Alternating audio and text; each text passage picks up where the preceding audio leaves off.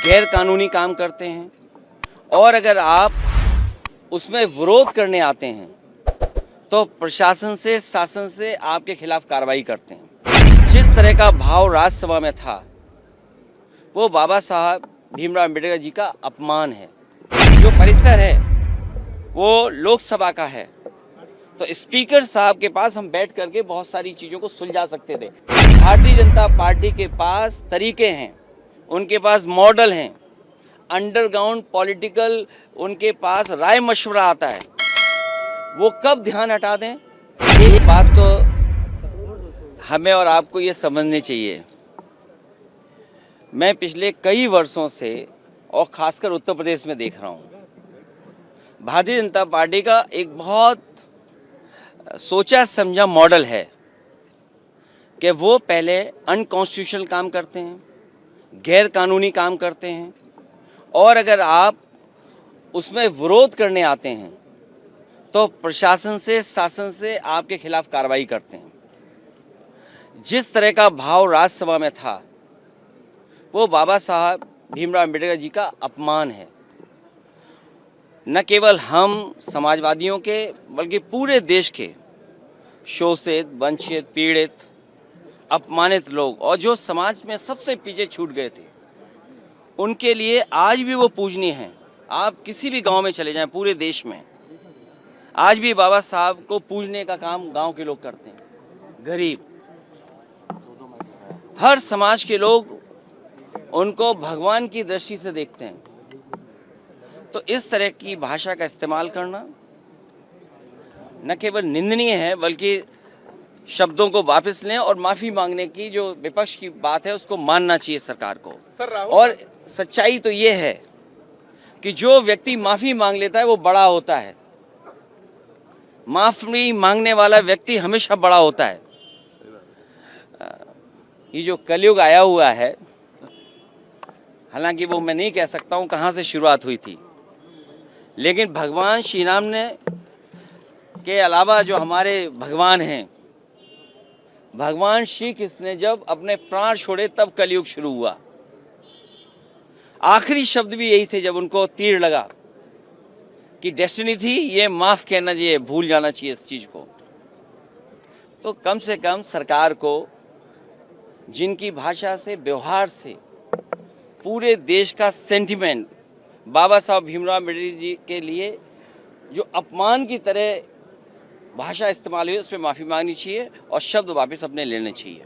राहुल गांधी पर एफआईआर हुई है सर, देखिए, ये हालांकि मेरी स्पीकर साहब से बात नहीं हुई और दूसरे पॉलिटिकल लीडर से बात नहीं हुई, लेकिन ये लोकसभा का परिसर है, इसमें सबसे ज्यादा सुप्रीम अगर कोई है तो स्पीकर साहब हैं। अब सोचिए आप, बीजेपी के लोग तो स्पीकर के साहब के ऊपर भी चले गए। हालांकि मेरी किसी पॉलिटिकल पार्टी से बात नहीं हुई, लेकिन ये जो परिसर है वो लोकसभा का है, तो स्पीकर साहब के पास हम बैठ करके बहुत सारी चीज़ों को सुलझा सकते थे। लेकिन मैंने जो बात शुरू में कही, भारतीय जनता पार्टी के पास तरीके हैं, उनके पास मॉडल हैं, अंडरग्राउंड पॉलिटिकल उनके पास राय मशवरा आता है। वो कब ध्यान हटा दें, और पहले तो खुद अनकॉन्स्टिट्यूशनल काम करते हैं, पहले खुद गैरकानूनी काम करते हैं और फिर शासन प्रशासन से ऐसा कुछ करते हैं जिससे कि दूसरे पर आरोप लग जाएं। और मैं तो फरक्काबाद के सांसद जी को देख रहा था, वो सर्टिफिकेट वाले सांसद हैं। अगर उनको इलाज, दवाई की ज़रूरत हो तो उनके लिए सलाह यही है कि हम फरक्काबाद से डॉक्टर बुला करके फ्री इलाज करा सकते हैं उनका। सर बर्ग साहब पे एक और एफआईआर हो गई है, बिजली चोरी का एफआईआर। फिर मैं बोल रहा हूँ आपसे, ये बीजेपी का मॉडल है। किसी के घर में छापा मार करके इस तरह का काम करते हैं। पूरे उत्तर प्रदेश में सबसे ज्यादा बिजली को लेकर के गरीबों को परेशान किया जा रहा है। बिजली को लेकर के एफआईआर दर्ज है। आज ऑन रिकॉर्ड मैं कह रहा हूँ ये बात, आप निकलवाइए रिकॉर्ड। सबसे ज्यादा बीजेपी के लोगों ने मुकदमे दर्ज कराए हैं किसानों पे, गरीबों पर, और जानबूझ करके। आपकी कोई सुनवाई नहीं है, अधिकारी उनके हैं, अधिकारी खुद हाथ खड़े कर देते हैं, कहते हैं हम पे ऊपर से दबाव है। ऊपर से किसका दबाव है? मुख्यमंत्री जी का खुद दबाव है। और आज आपने अखबार में पढ़ा कि जब 5 लोग मर गए, न जाने कितनों पे झूठे मुकदमे लग गए, न जाने कितनों को अपमानित होना पड़ा है, घरों में पुलिस गई है, महिलाओं के साथ अपमान का व्यवहार हुआ, तब कह रहे हैं कि हर मंदिर को नहीं खोदना चाहिए। तो अगर किसी व्यक्ति ने, इतने महत्वपूर्ण व्यक्ति ने अगर ये स्टेटमेंट दिया है तो उनकी जिम्मेदारी बनती है उनके दल के लोगों की कि सभी संभल वाले उत्तर प्रदेश के लोगों पर जिन पे झूठे मुकदमे लगे हैं उनके मुकदमे वापस हों। हालांकि जान वापस नहीं कर सकते, कोई धरती पर ऐसा नहीं जो जान वापस कर दे, लेकिन कम से कम उन परिवारों की सरकारी मदद करे जिस तरीके से मुआवजा वो और दूसरे लोगों को देते हैं। सर, आरएसएस चीफ ने जो कहा है कि सद्भाव से रहना चाहिए और उन्होंने कह दिया, इसी में कह दिया। सर कल जो कुछ हुआ संसद भवन परिसर में, तो इस तरह की घटना ना हो। अब मैं तो चाहूँगा ऐसी घटना ना हो, हम एक दूसरे से हमारा हमेशा व्यवहार अच्छा रहता है, लेकिन बीजेपी वालों को कौन समझाए, बीजेपी वालों को कौन समझाए। सरकार उनके पास है, प्रशासन उनके पास है, पुलिस उनके पास है।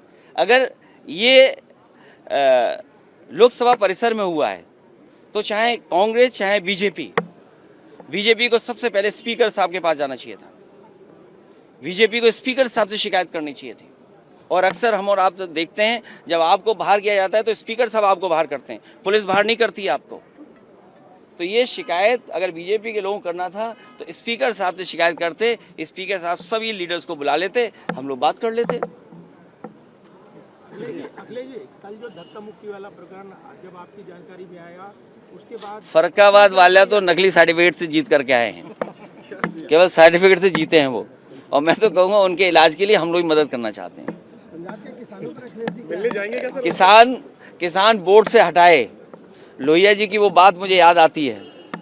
लोहिया ने कहा कि एक तो जेल में जाते रहो, दूसरा फावड़ा और तीसरा वोट। तो किसान की हर मांग के पक्ष में हम, और भूख हड़ताल के पक्ष में हम नहीं हैं। लोहिया जी, समाजवादी लोग कभी भूख हड़ताल के पक्ष में नहीं रहे। हम लोग संघर्ष और बोर्ड की ताकत से हटाने के पक्ष में रहे। हमें उम्मीद है किसानों की सरकार सुनवाई करेगी। और आपको भी पता होगा कितनी किसको चोट लगी, आपसे बेहतर कौन है, सब कैमरे आपके पास हैं। अब आपका चेहरा भी बता रहा है कुछ ऐसा है जो हम नहीं जानते हैं। सर, नए साल में इंडिया अलायंस में कोई नई शुरुआत होनी चाहिए क्या? ममता बनर्जी को लीडरशिप देने की बात क्यों कही जा रही है। आप उलझाओ मत, अभी मुद्दा है लोकसभा का। और सच्चाई तो ये है कि जितनी इंस्टीट्यूशन बेहतर होगी, जितना हम और आप सब लोग इंस्टीट्यूशन को स्ट्रेंथन करेंगे, उतना ही नई जनरेशन को इस सिस्टम का, इस ऑर्गेनाइजेशन का फायदा पहुंचेगा।